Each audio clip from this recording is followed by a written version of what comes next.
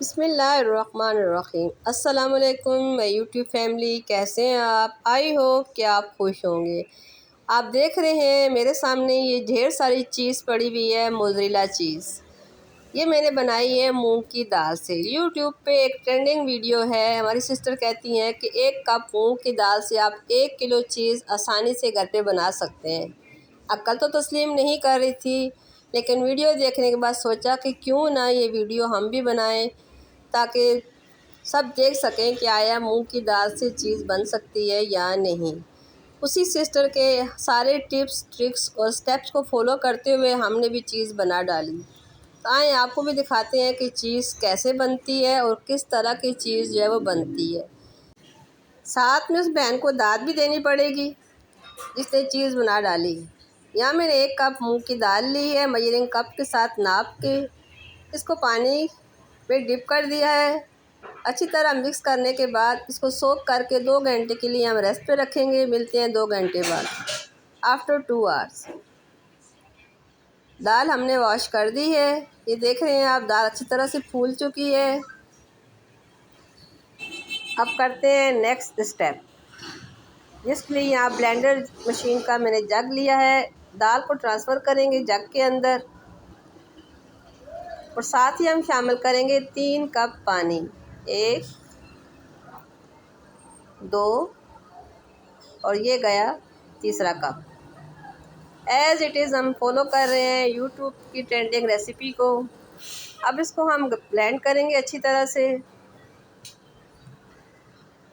ये देख रहे हैं आप, ज़बरदस्त किस्म से हमारी दाल जो है वो ब्लेंड हो रही है। अब इसको शिफ्ट कर दिया है एक बाउल के अंदर। इसके अंदर कोई दाना बाकी नहीं है। अब कढ़ाई चूल्हे पे रख दी है। इसके अंदर शामिल किया 1 चम्मच कुकिंग ऑयल, लो फ्लेम के ऊपर। अब इसमें शामिल करेंगे ये बैटर। फ्लेम को हमने हाई नहीं करना, लो फ्लेम पे रखना है। साथ ही शामिल किया 1 चम्मच नमक। अब इसको कंटिन्यू स्टर करते हुए हम पकाएंगे।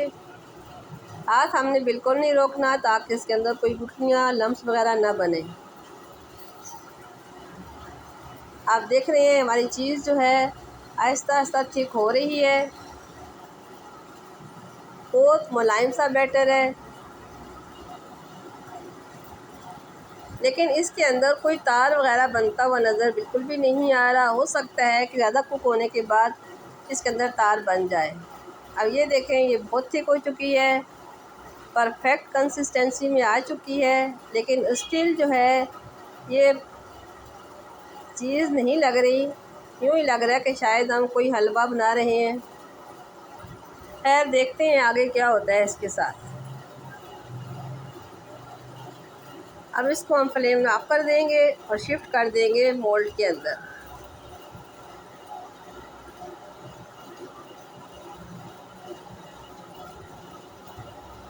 अच्छी तरह सेट करेंगे, मोल्ड को साफ़ करेंगे ताकि चीज़ हमारी बिल्कुल फाइन सी जो है वो रेडी हो। टैप करेंगे और 2 घंटे के लिए रख देंगे इसको। मिलते हैं 2 घंटे के बाद। 2 घंटे के बाद चीज़ हमारी जो है वो रेडी हो चुकी है, सेट हो चुकी है। इसे डीमोल्ड करते हैं, देखते हैं क्या निकलता है। वाह भाई, ज़बरदस्त, माशाल्लाह, चीज़ तो बहुत ज़बरदस्त सी बन के हमारी रेडी हुई है। अब कटिंग करके इसकी देखते हैं कि कैसी है। ये देखिए, इसके अंदर ग्लो भी है, बिल्कुल ओरिजिनल चीज़ जैसी लग रही है। कटिंग भी हो गई। अब ये देखें इसका स्लाइस, आप बिल्कुल चीज़ जैसा है। अब इसे तोड़ के देखते हैं। अरे ये क्या, ये तो टूट गई। अगर ये चीज़ होती तो हरगिज़ इस तरह ना टूटती, क्योंकि चीज़ के अंदर जो है वो तार होते हैं, लचक होती है। अब इसको पका के देखते हैं, शायद ये अब चीज़ बन जाए। या मैंने 2 ब्रेड के स्लाइस लिए हैं, 1 स्लाइस चीज़ का रखा है। इसको 4 मिनट मैंने जो है हल्की आंच पे जो है हीट अप किया है।